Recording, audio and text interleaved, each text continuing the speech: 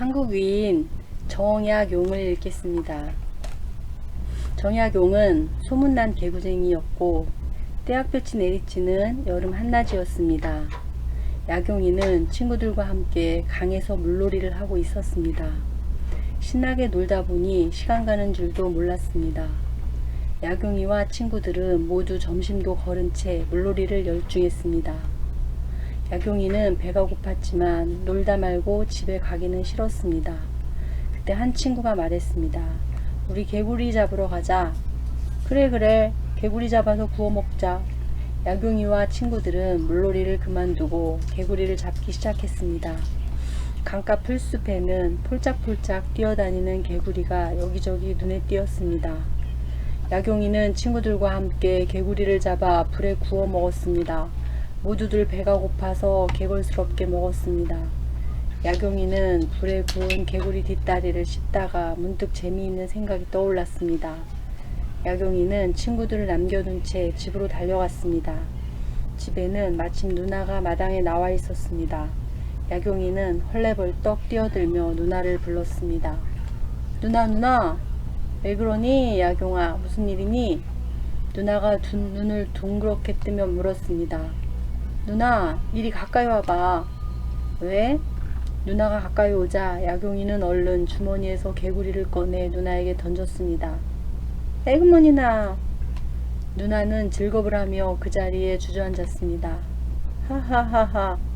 약용이는 깜짝 놀라는 누나를 보며 재미있다는 듯 배를 움켜쥐고 웃었습니다.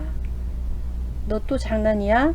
약용이 너 자꾸 그러면 정말 혼날 줄 알아? 누나가 얼굴을 찡그리며 말했지만 약용이는 혀를 빼쭉 내밀고는 다시 강가로 달려나갔습니다. 약용이는 소문난 개구쟁이였습니다. 글 공부를 하다가도 틈만 나면 밖으로 나가 친구들과 어울려 놀았습니다. 게다가 장난이 심해서 늘 옷을 더럽히기 일쑤였고 온갖 짓궂은 짓을 저질러서 이웃 마을에까지 소문이 날 정도였습니다. 하지만 아버지는 약용이를 크게 걱정하지 않았습니다. 아이들은 씩씩하게 자라야 한다고 생각한 것입니다. 어머니가 약용이를 야단치려고 하면 아버지는 어머니에게 이렇게 말하곤 했습니다. 너무 야단치지 마오. 아이들은 놀면서 크는 거요. 씩씩하게 자라니 좋지 않소? 아무리 좋은 뜻을 가슴에 품어도 몸이 약하면 이룰 수가 없는 것이오. 아버지는 이처럼 늘 약용이의 장난을 너그럽게 보아 넘겼습니다. 그래서 약용이의 짓궂은 장난은 그칠 줄을 몰랐습니다. 마을에서 소문난 이 개구쟁이가 바로 뒷날 위대한 실학자로 이름을 떨친 다산 정약용입니다. 이 개구쟁이가 지은 시 정약용은 1762년 6월 16일 지금의 팔당댐 근처인 경기도 남양주군 와부읍 능대리에서 정재원의 넷째 아들로 태어났습니다. 옛날에는 이 마을을 마제라고 불렀습니다. 마을 앞으로 한강이 흐르고 있는 경치가 매우 아름다운 곳이었습니다. 약용이네 집안은 대대로 이 마을에서 살았습니다. 약용이의 아버지 정재원은 일찍이 과거에 급제하여 여러 고을이 원님을 지낸 마음이 울고든 선비였습니다. 그 무렵에는 영조 임금이 나라를 다스리고 있었는데 당파 싸움으로 나라가 몹시 어지러웠습니다. 벼슬아치들은 백성들을 잘 다스릴 생각은 않고 서로 권세를 누리려고 무리를 지어 싸움을 일삼았습니다. 약용이의 아버지는 이런 모습을 보다 못해 벼슬을 버리고 고향인 마제로 내려왔습니다. 약용이에게는 위로 형이 셋, 누나가 둘 있었습니다. 벼슬 자리에서 물러난 아버지는 자식들에게 글을 가르쳐 준 것을 커다란 즐거움으로 여기며 지냈습니다. 그 중에서도 약용이를 가르치는 일은 무엇보다도 큰 즐거움이었습니다. 4살 무렵부터 천자문을 익히기 시작한 약용이는 하나를 가르치면 둘을 깨칠 만큼 총명했습니다. 그리하여 7살이 될 무렵에는 혼자서 시를 지을 정도가 되었습니다. 이제 개구쟁이 약용이는 글솜씨가 뛰어난 아이로도 소문이 나기 시작했습니다. 그러던 어느 날 약용이의 아버지가 집에서 친구들과 이야기를 나누고 있을 때였습니다. 한 친구가 말했습니다. 여보게, 자네 개구쟁이 아들 야경이가 시를 제법 쓴다면서? 그러자 아버지는 빙긋 웃으며 말했습니다. 시는 무슨 별것 아니라네. 어허, 그러지 말게. 소문이 자자하던걸. 헛소문일세. 고작 7살밖에 안 된 철부지가 무슨 시를 짓겠는가? 그럼 야경이를 불러주게. 내가 직접 시험해 보아야겠네. 어허, 아니래도 그러네. 그때 마침 야경이가 집으로 들어왔습니다. 오늘은 웬일로 이렇게 일찍 들어왔느냐? 아버지가 고개를 갸웃거리며 물었습니다. 한 번 나가면 해질 무렵에나 들어오던 야경이었기 때문입니다. 좋은 글감이 떠올라서요. 좋은 글감? 네, 아버님께서 늘 말씀하셨잖아요. 좋은 생각이 나면 잊기 전에 적어두라고요. 어허, 그 녀석 기특하기도 하네. 그렇다면 이리 와서 글을 한번 지어보아라. 아버지의 친구가 껄껄 웃으며 말했습니다. 네, 알겠습니다. 야경이는 공손히 무릎을 꿇고 앉아 잠시 마음을 가다듬었습니다. 그러더니 글귀가 생각났는지 붓을 들고 거침없이 써내려갔습니다. 작은 산이 큰 산을 가렸네. 큰 산이 작은 산보다 멀리 있기 때문이네. 야경이가 지은 시를 보고 아버지 친구들은 깜짝 놀랐습니다. 훌륭하군. 역시 소문대로야. 7살밖에 안 된 아이가 이런 시를 짓다니 놀랍네. 칭찬이 지나치네. 이 시는 그저 눈에 보이는 경치를 읊은 것일 뿐이지 않나. 아버지는 겸연쩍은 얼굴로 손을 내저었습니다. 아닐세. 이 시에는 깊은 뜻이 숨어 있는 듯하네. 임금님의 비위만 맞추는 간신들이 곧고 바른 말을 하는 충신들을 가로막고 있다는 뜻 아닌가? 아버지는 친구의 말에 고개를 가로저으면서도 마음속으로는 야경이를 대견스럽게 생각했습니다. 아버지의 가르침. 어느덧 야경이의 나이 10살이 되었습니다. 그러나 야경이의 짓궂은 장난은 여전했습니다. 웬만한 한문책은 줄줄 외우고 시도 곧잘 짓는 야경이었지만 공부보다는 노는 것을 더 좋아했습니다. 야경이는 날마다 밖으로 쏘다니며 친구들과 어울려 놀았습니다. 흙장난이며 물장난으로 옷도 언제나 더러웠습니다. 그러던 어느 날, 여느 날처럼 실컷 놀다 온 야경이에게 아버지가 무서운 얼굴로 호통을 쳤습니다. 너희 녀석! 당장 회초리 가지고 들어오너라! 야경이는 깜짝 놀랐습니다. 아버지가 그렇게 화내는 모습을 본 적이 없었기 때문입니다. 야경이는 불안한 마음으로 회초리를 가지고 방으로 들어갔습니다. 종아리 걷어라! 야경이는 영문을 모른 채 바지를 걷었습니다. 아버지는 회초리로 사정없이 야경이의 종아리를 내리쳤습니다. 아야! 야경이는 너무 아파 소리를 질렀습니다. 너 어제 밖에서 무슨 장난을 하고 다녔느냐? 동네방네 돌아다니면서 호박을 발로 차서 깨뜨리고 물을 뽑으며 놀았다지? 네, 왜 그런 짓을 했느냐? 그냥 재미있어서요. 뭐라고? 아버지는 다시 한번 회초리로 야경이의 종아리를 내리쳤습니다. 너는 농부들이 호박이나 물을 가꾸기 위해 얼마나 많은 땀을 흘리는지 모른단 말이냐? 호박 하나, 무 하나에 깃들어 있는 농부들의 피와 땀을 알지 못한다면 아무리 글 공부를 열심히 해도 소용없는 일이다.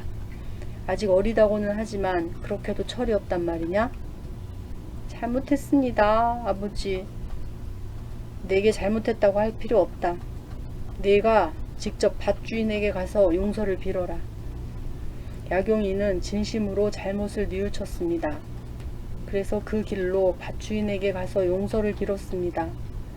어린 야경이가 진심으로 잘못을 뉘우치고 용서를 빌자 밭주인은 오히려 기특하게 여기며 너그럽게 용서해 주었습니다. 야경이는 이날 아버지한테 맞은 회초리를 평생 잊지 않았습니다. 그리고 땀 흘려 일하는 사람들에게 결코 아픔을 주지 않으리라 다짐했습니다. 그 뒤로 야경이는 말과 행동이 눈에 띄게 달라졌습니다. 이제는 짓궂은 장난도 하지 않았고 한동안 게을리하던 글공부에도 다시 재미를 붙였습니다. 야경이의 학문 실력은 날이 갈수록 늘어갔습니다. 백성을 위한 학문을 하리라. 정약용은 15살 때인 1776년에 승지 벼슬을 하던 홍화보의 딸과 결혼을 했습니다.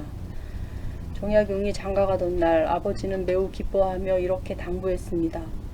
철부지였던 내가 이렇게 의젓하게 자라 장가를 가다니 정말 경사스러운 일이다.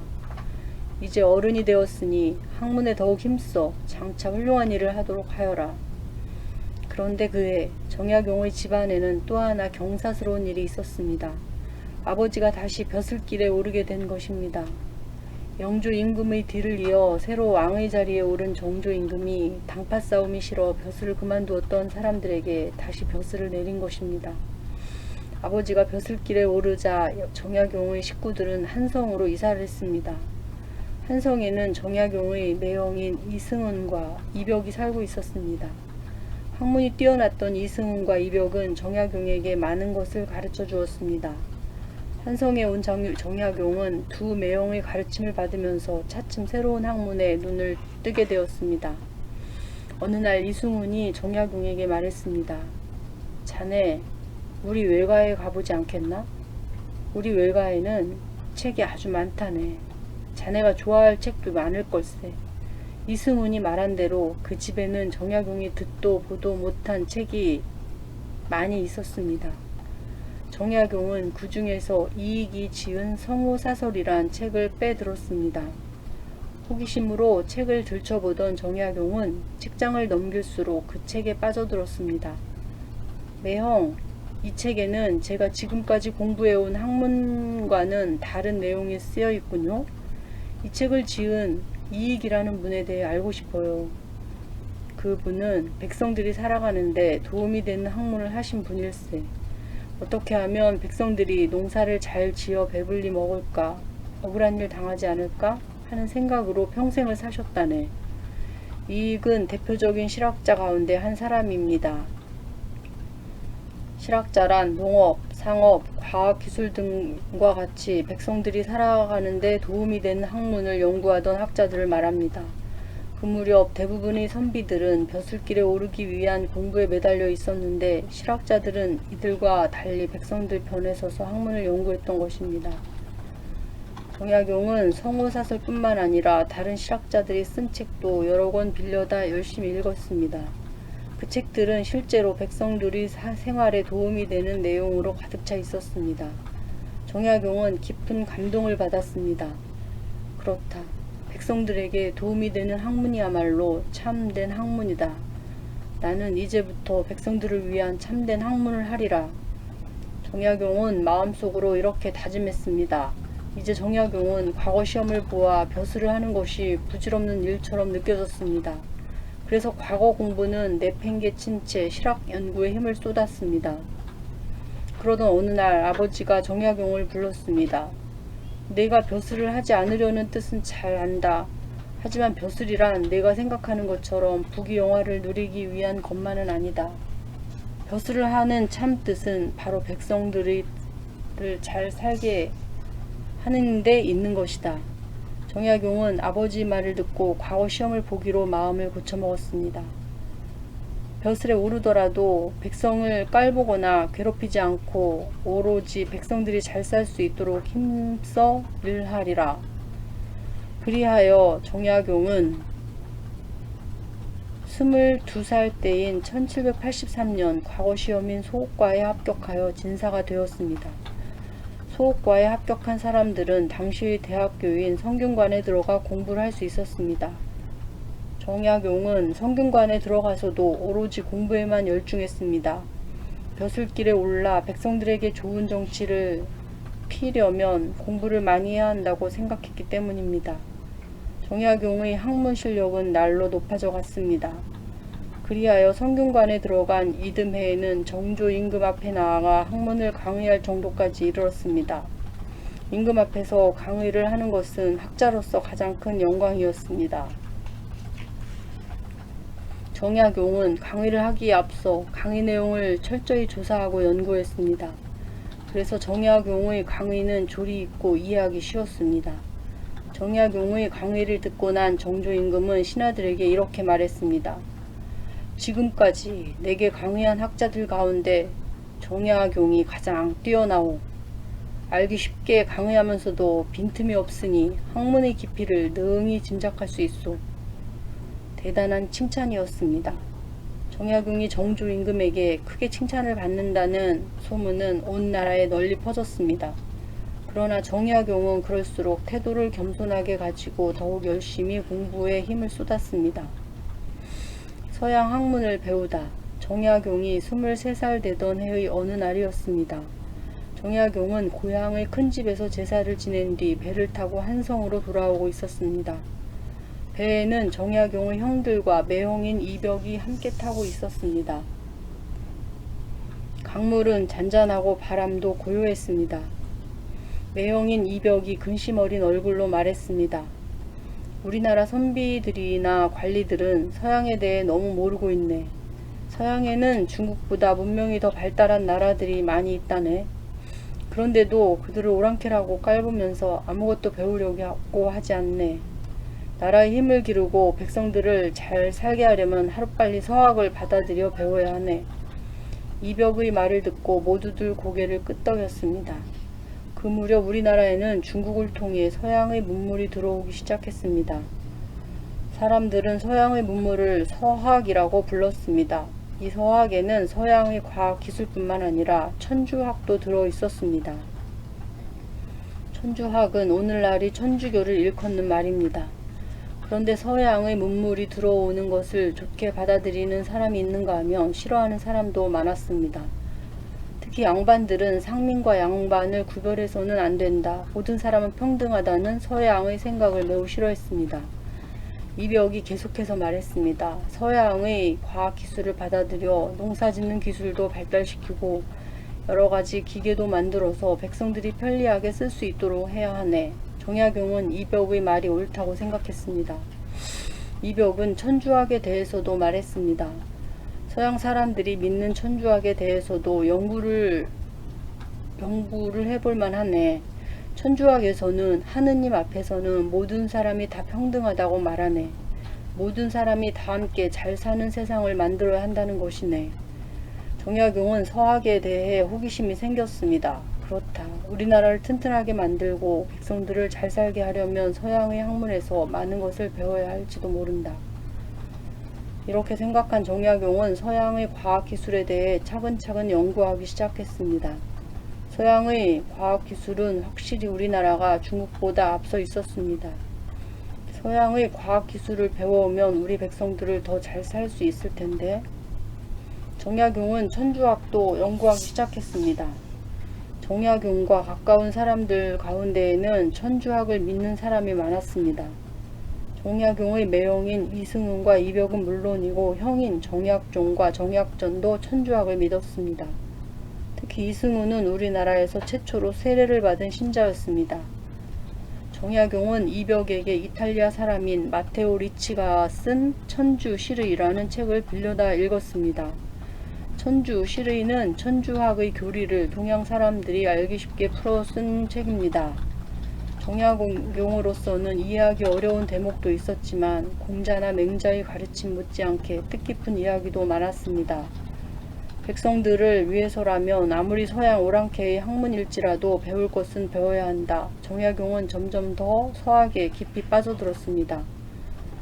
정약용은 서학을 연구하는 한편 과거 시험 공부도 게을리하지 않았습니다. 그리하여 28살인 때인 1789년 문과에 합격했습니다. 대과라고도 불리는 이 과거 시험에 합격하면 벼슬길에 오를 수 있는 자격이 주어집니다.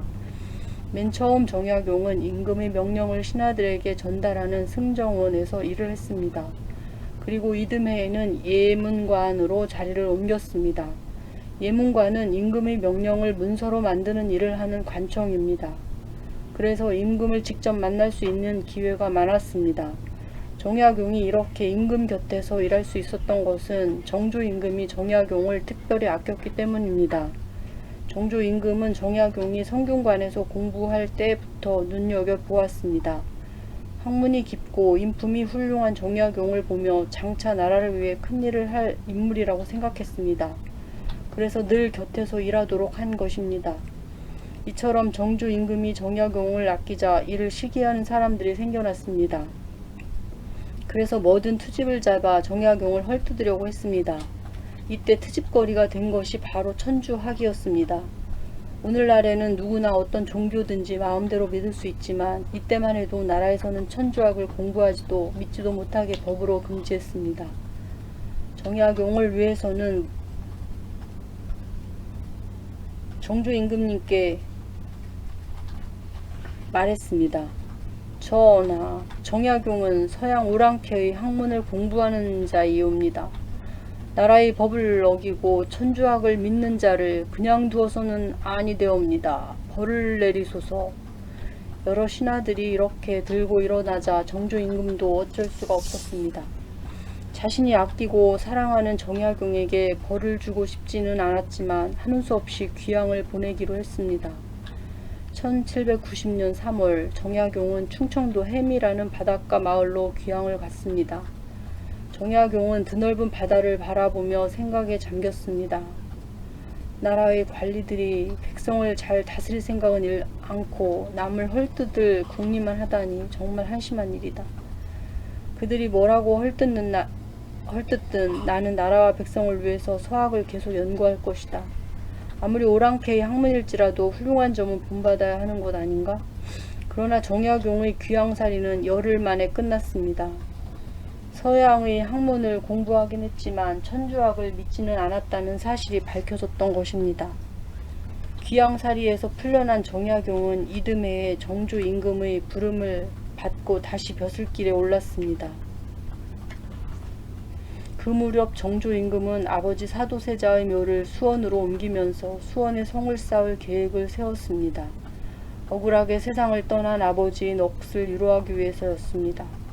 그러나 성을 쌓는 데에는 많은 돈과 일손이 들기 때문에 백성들한테는 이만저만 고생스러운 일이 아니었습니다. 정조 임금은 정약용을 불렀습니다. 수원에 성을 쌓기로 했는데 어떻게 하면 백성들을 고생시키지 않고 쌓을 수 있을지 연구해 주시오. 그날부터 정약용은 성을 쌓는 일을 연구하기 시작했습니다. 그동안 연구한 서양의 학문을 이용할 수 있는 좋은 기회다. 정약용은 연구에 연구를 거듭한 끝에 수원 성제라는 글을 써서 정조 임금에게 바쳤습니다. 여기에는 성을 쌓을 계획과 방법이 자세하게 적혀 있었습니다.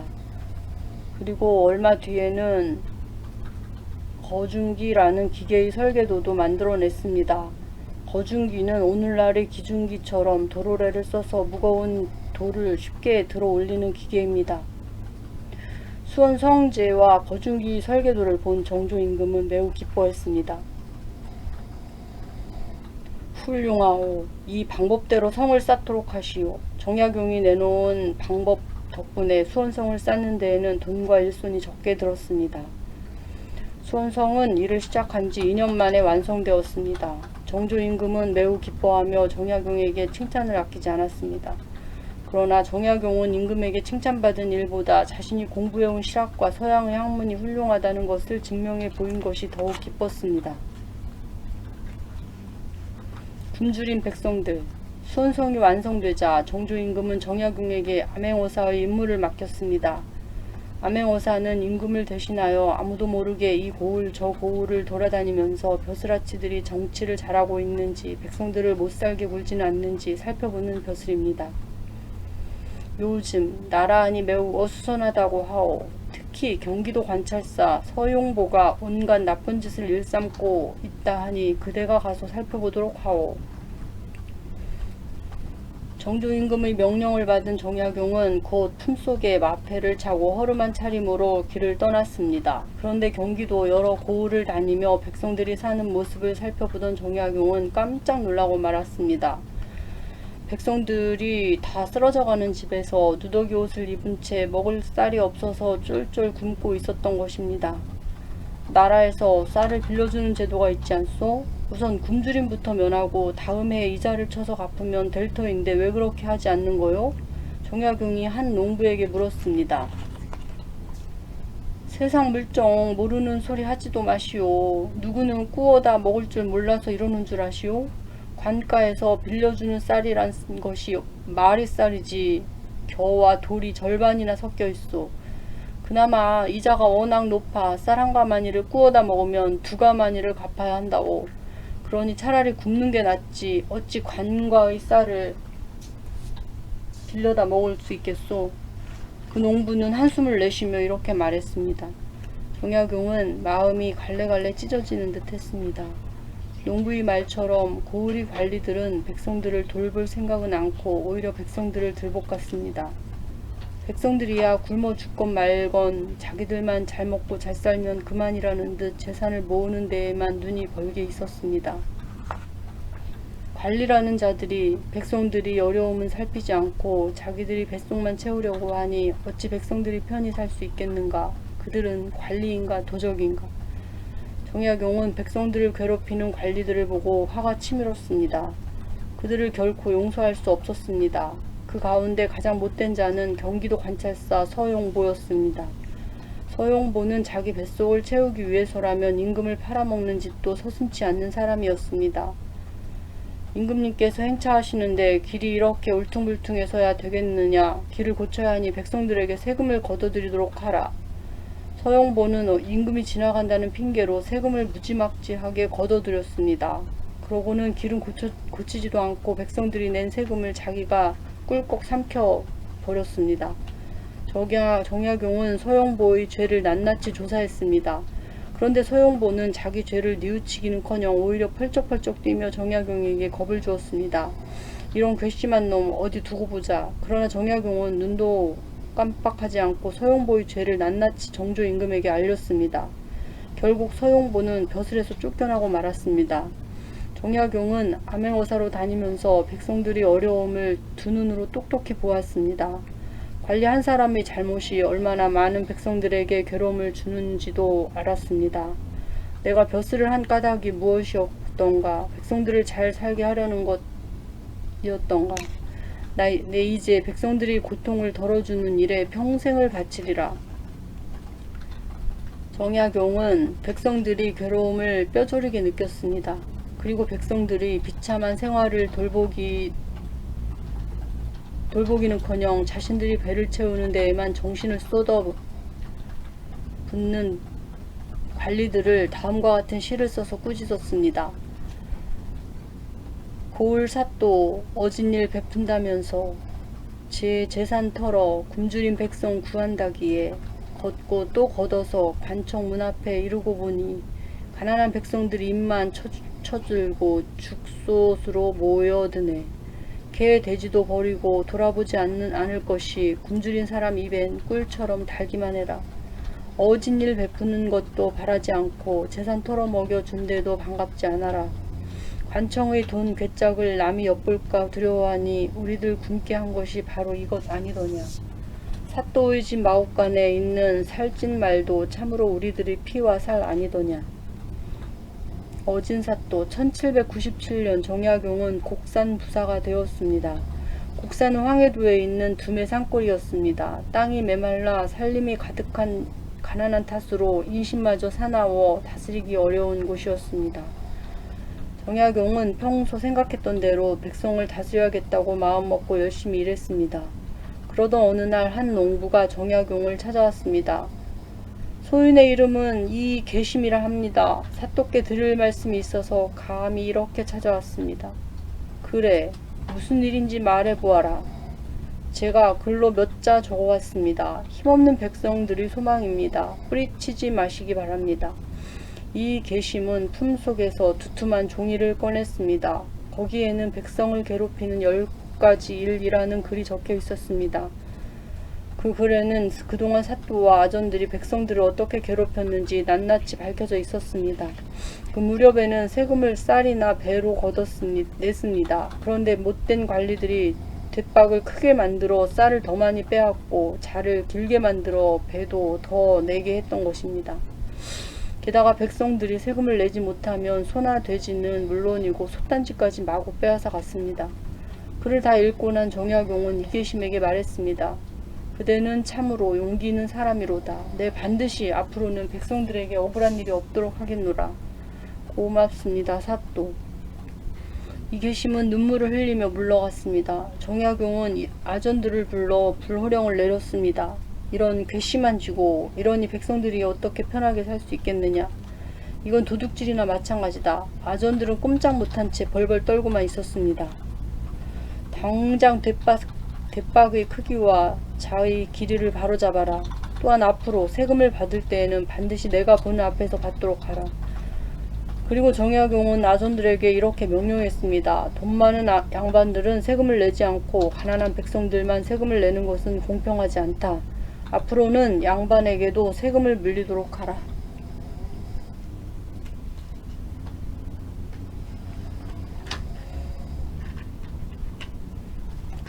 정약용이 백성들을 위해서 한 일은 그것뿐이 아니었습니다. 그 무렵 황해도 지방에 천연두가 널리 퍼졌습니다. 그러자 정약용은 천연두를 예방하고 치료하기 위해 마과 회통이라는 책을 펴냈습니다. 천연두는 아주 무서운 전염병으로 많은 사람들이 목숨을 앗아갔습니다. 하지만 당시 사람들은 천연두를 고치는 방법을 몰랐습니다. 천연두가 돌면 무당을 불러 구술하는 것이 고작이었습니다. 그러나 정약용은 그런 것이 아무런 효과가 없다는 사실을 누구보다도 잘 알고 있었습니다.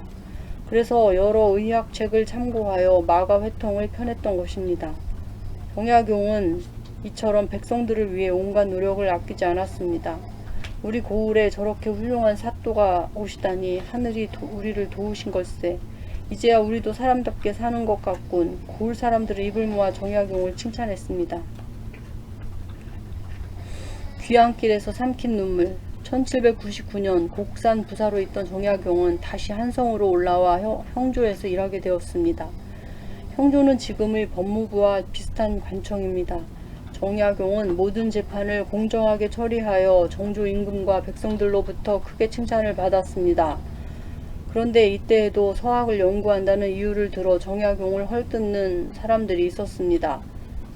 정약용은 자기를 헐뜯는 사람들과 더 이상 같이 일하고 싶지 않았습니다. 1800년 봄 마침내 정약용은 벼슬을 내놓고 고향인 마제로 내려갔습니다. 마제로 내려온 정약용은 책을 읽거나 낚시를 하면서 지냈습니다. 그런데 그때 정약용을 아껴주던 정조 임금이 갑자기 세상을 떠나고 말았습니다. 서학을 반대하는 무리들이 자신을 헐뜯을 때마다 끝까지 감싸주던 정조 임금이 세상을 떠나자 정약용은 하늘이 무너지는 것처럼 슬펐습니다. 정조 임금의 뒤를 이어 나이 어린 순조 임금이 왕의 자리에 올랐습니다. 그러자 정약용을 모함하던 무리들은 이 틈에 정조 임금이 아끼던 신하들을 모두 모아내려고 했습니다.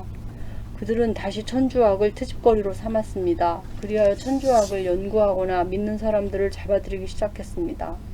마제에 있던 정약용도 붙잡혀왔습니다. 이듬해 2월 포도청 안은 오랏줄에 묶인 사람들로 발디딜 틈이 없었습니다. 그 가운데에는 정약용은 물론이고 정약용의 형인 정약전과 정약종 그리고 매형인 이승훈도 있었습니다. 정약용은 포도대장 앞으로 끌려갔습니다. 너도 형들처럼 천주학쟁이렸다? 포도대장은 서슬이 시퍼렇게 호통을 쳤습니다. 그때에는 천주교 신자를 천주학쟁이라고 불렀습니다. 나는 서학을 공부하긴 했으나 천주학을 믿지는 않소. 넌 안 믿었다고 치자. 하지만 너의 형 정약전은 천주학쟁이가 아니더냐? 그러자 정약용이 큰소리로 나무랬습니다. 이보시오. 당신은 지금 아우더러 형의 죄를 대라고 부추기는 것이오? 포도대장은 말문이 막혔습니다. 이때는 손윗사람에게 해가 되는 말을 하면 그것이 아무리 바른 말일지라도 손가락질 받던 시대였던 것입니다. 한편 정약용을 아끼는 몇몇 신하들은 순조 임금님에게 정약용을 풀어달라는 글을 올렸습니다. 정약용은 언제나 백성들 편에 서서 올바른 정치를 펼친 사람이옵니다. 그가 서학을 공부한 것도 오로지 백성들을 위해서였지 나라의 법을 어기려 한 것은 아니옵니다. 그러자 정약용을 시기하는 사람들이 거세게 반대하고 나섰습니다. 형제들이 다 천주학쟁인데 혼자만 아니라고 우기는 것은 말이 아니되옵니다. 정약용에게도 큰 벌을 내리셔야 하옵니다. 결국 정약용은 벼슬 자리에 있는 동안 나라에 큰 공을 세웠다는 이유로 목숨만은 건질 수 있었습니다. 그 대신 정약용은 경상도 장기로 귀향을 가게 되었습니다. 그러나 자신이 귀향 가는 것보다 더 슬픈 일은 가까운 사람들이 목숨을 잃은 것이었습니다. 정약용의 형인 정약종과 매형인 이승우는 이때 모두 사형을 당했습니다. 다행히 목숨을 건진 형 정약전은 전라도에 있는 신지도라는 섬으로 귀향을 갔습니다. 이때 이들 말고도 천주학을 믿는다는 죄로 목숨을 잃은 사람은 300명이 넘었습니다. 그런데 얼마 뒤 뜻밖의 사건이 터졌습니다. 정약용의 조카 사이인 황사영이 로마 교황청에 편지를 보내려다가 들킨 것입니다. 그 편지에는 나라에서 천주교를 믿는 사람들을 마구 죽인다는 사실이 적혀 있었습니다. 그러자 정약용을 미워하는 사람들이 다시 들고 일어난 것입니다. 이는 틀림없이 정약용이 시킨 것입니다. 정약용도 사형에 처해야 합니다. 귀양살이를 하고 있던 정약용은 형 정약종과 함께 다시 한성으로 끌려왔습니다. 이때 정일환이라는 사람이 나섰습니다. 정약용은 곡산 부사로 있으면서 훌륭한 정치를 펴서 아직도 그곳 백성들이 칭찬이 자자합니다. 또 아무리 살펴보아도 정약용이 황사영에게 편지를 보내라고 시킨 증거가 없습니다. 정일환 덕분에 정약용과 정약전 형제는 사형을 면하고 다시 귀향을 가게 되었습니다. 정약용은 전라도 강진으로, 정약전은 전라도 흑산도로 귀향을 갔습니다. 초겨울 바람이 차가운 11월 5일 두 사람은 눈물을 삼키며 머나먼 귀향길에 올랐습니다. 두 사람은 나주 율정이란 곳에서 서로 헤어져야 했습니다. 이제 가면 언제 다시 만날지 알 수 없었습니다. 정약용은 형과 헤어지는 아픈 마음을 율정에서 헤아리며 시를 써서 달랬습니다. 그리운 정 가슴에 품은 채 두 사람 서로 말을 잃어 억지로 말을 꺼내니 목매어 울부짖을 수밖에. 흑산도는 멀고 먼 땅, 하늘 끝 닿는 곳. 어찌하여 형님은 그런 먼 곳으로 가셔야 하는지. 강진에 이른 정약용은 흙벽에 깔 것도 덮을 것도 없는 초라한 방에서 귀양살이를 시작했습니다. 나라와 백성을 위해 온 정성을 다 바쳤건만 자신을 시기하는 무리들 덕분에 억울하게 죄를 뒤집어 쓰고 귀양살이까지 하게 되자 정약용의 심정은 이루 말할 수 없이 슬펐습니다. 귀양살이는 몹시 힘들었습니다. 동네 사람들은 죄인이라고 업신여겼고 동네 아이들까지도 걸핏하면 돌팔매질을 해댔습니다. 그러나 언제까지나 슬픔에 잠겨있을 수만은 없었습니다. 정약용은 마음을 가다듬고 학문에 열중했습니다. 벼슬을 하면서 펼치지 못한 뜻을 학문으로 펼치고자 한 것입니다. 얼마나 열심히 공부를 했던지 한 번은 엉덩이에 종기가 나서 도저히 앉아서는 책을 읽을 수 없었습니다. 그러자 정약용은 책상을 천장에 매달아 놓고 하루 종일 선체로 책을 읽었습니다. 정약용은 책을 읽고 글을 쓰는 틈틈이 백성들이 사는 형편을 살펴보았습니다. 비록 귀양살이를 하는 몸이었지만 가난한 백성들에게 도움이 될 수 있는 일을 하고 싶었던 것입니다. 그러던 어느 날 정약용은 논에서 일하던 농부들에게 말했습니다. 이 고장은 날씨가 따뜻하니 이무작을 하면 좋을 것이요. 이무작이라뇨? 농부들이 어리둥절한 얼굴로 물었습니다. 1년에 2번 씨를 뿌리고 거두는 것이요. 어떻게 그럴 수가 있습니까? 초여름에 벼를 심어 가을에 거두고 초겨울에 보리나 밀을 심어 늦봄에 거두면 됩니다. 그러나 농부들은 처음에는 정약용의 말을 귀담아 듣지 않았습니다. 아무리 자세히 설명해 주어도 고개를 저었습니다. 게다가 어떤 사람들은 빈정거리기까지 했습니다. 농사를 모르는 양반이 하는 소리지. 그렇게 하다가는 농사를 망치고 말 걸세. 책만 읽는 사람이 농사에 대해서 뭘 알겠나. 기양살이 하는 주제에 이러쿵저러쿵 남의 일에 간섭이나 하고. 하지만 정약용은 실망하지 않고 끈질기게 농부들을 설득했습니다. 그러자 몇몇 사람들이 정약용의 말에 귀를 기울였습니다. 정말로 그렇게 할 수만 있다면 얼마나 좋겠나. 우리 시험삼아 그렇게 한번 해보세요. 몇몇 농부들이 정약용이 말한 대로 이무작을 했습니다.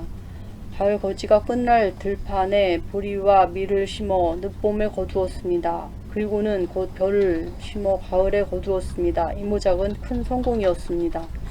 농부들은 무척 기뻐했습니다. 농부들이 기뻐하는 것을 보니 정약용도 마음이 흐뭇했습니다. 그동안 가슴에 응어리졌던 귀양살이의 설움이 스르르 녹는 것 같았습니다. 정약용은 곡식을 심지 않는 땅에는 감나무, 배나무, 복숭아나무, 과일 같은 과일나무를 심으라고 권했습니다. 그뿐만이 아니었습니다. 보리밭에 이랑을 만드는 것도 가르쳐주고 싹이 나면 밟아주어 뿌리를 튼튼하게 해야 한다는 것도 알려주었습니다. 그리고 모내기 하는 법도 가르쳐주었습니다. 그 무렵에는 벼를 심을 때 모내기를 하지 않았습니다. 정약용의 말대로 모내기를 한 논에서는 다른 논보다 훨씬 많은 쌀을 거두었습니다. 그러자 사람들은 차츰 정약용을 다시 보기 시작했습니다. 정약용을 의심하고 업신여기던 사람들도 이제는 존경하며 따르게 되었습니다. 귀양살이 6년째 되던 해 윤박이라는 사람은 고마움의 표시로 정약용에게 집을 한 채 내주었습니다. 그 집은 정약용이 머무르던 다산이라는 산의 개슬기에 있었습니다. 정약용은 이 산의 이름을 따서 자신의 호를 다산이라고 지었습니다. 그곳에서 정약용은 책을 쓰는 일에 몰두했습니다. 나라가 어지러운 것은 제도가 잘못되었기 때문이다. 그릇된 제도를 고치고 올바른 제도를 만들기 위한 책을 써야겠다. 이렇게 생각한 정약용은 정세유표라는 책을 썼습니다. 전부 44권으로 된 경세유표는 나라를 다스리는 여러가지 제도에 대해 쓴 책입니다. 제도를 고치는 것도 중요하지만 무엇보다 제도를 실천하는 관리들이 백성들을 올바르게 다스리지 않으면 아무 소용이 없다. 정약용은 이렇게 생각하고 지난날 자신의 경험을 바탕으로 하여 목민심서를 썼습니다. 모두 48권으로 이루어진 목민심서에는 이런 이야기가 쓰여 있었습니다. 옛날에 어떤 사람이 귀한 벼슬을 얻어 수령에게 바쳤다. 그러나 수령은 구슬을 받지 않았다. 수령은 이렇게 말했다. 너에게는 그 구슬이 보물이지만 나에게는 이 구슬을 받지 않는 것이 보물로 여기는 일이다. 내가 만약 이 구슬을 받으면 너와 내가 모두 보물을 잃게 된다. 이 이야기를 통해 정약용은 백성을 다스리는 사람은 결코 뇌물을 받아서는 안 된다고 말하고 있습니다.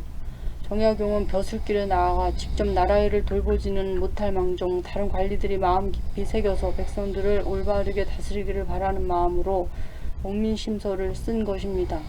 목민심서는 백성들이 괴로움을 자기 일처럼 뼈저리게 느끼는 정약용이 아니면 쓸 수 없는 책이었습니다. 어느덧 정약용의 나이는 57살이 되었습니다. 귀양살이를 한 지도 17년째로 접어들었습니다. 이제 얼굴에는 주름살이 깊이 패었고 흰 머리도 부쩍 늘었습니다.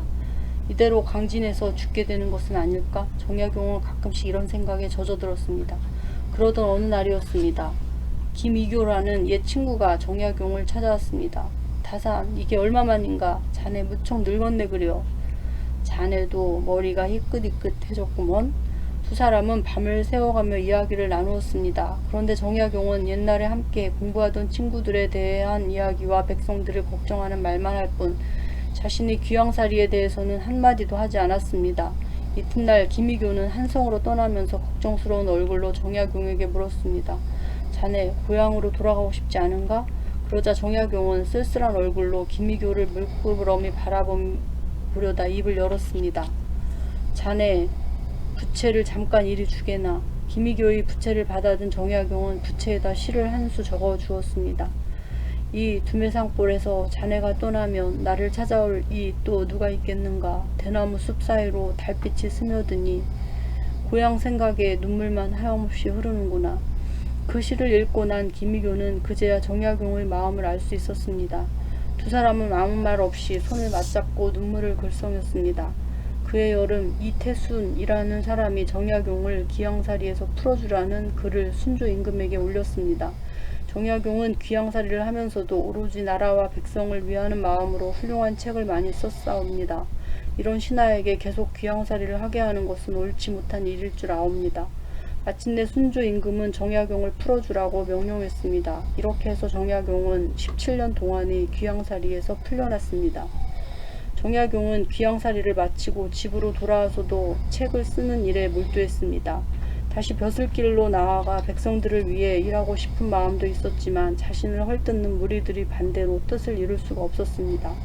결국 정약용은 가슴에 품은 뜻을 모두 책에 담기로 했습니다. 고향에 돌아온 이듬해 정약용은 30권이나 되는 흠음신서를 완성했습니다. 흠음신서는 나라의 법에 대해 쓴 책입니다. 이 책에는 억울하게 죄를 뒤집어쓰고 벌을 받는 백성들이 없게 하려는 정약용의 뜻이 담겨 있었습니다.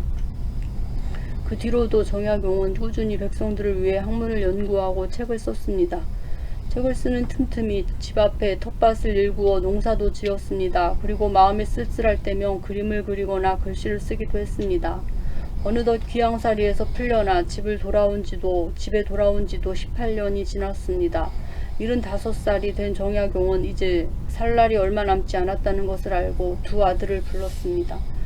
지금은 아무도 내가 쓴 책을 알아주지 않지만 언젠가 반드시 필요할 때가 있을 것이다. 그러니 잘 보관해 두도록 하여라. 네, 아버님.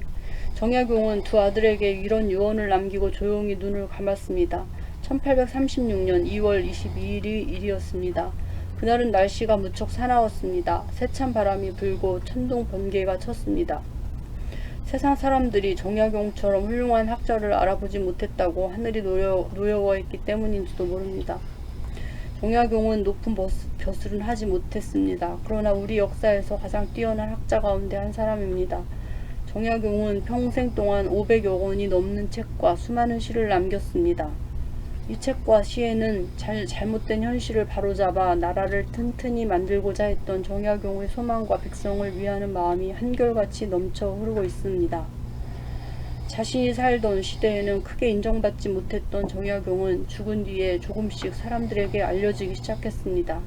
정약용의 책을 읽은 사람들은 입을 모아 정약용을 칭송했습니다. 그리하여 마침내 정약용은 우리 민족의 스승으로 우러름을 받게 되었습니다. 훌륭한 일은 세월이 흘러도 빛이 바래지 않는 법입니다. 온갖 모함을 받고 숱한 괴로움을 당하면서도 나라와 백성을 사랑하는 마음으로 한평생을 보냈던 정약용은 영원히 우리 민족의 스승으로 우뚝 서 있을 것입니다.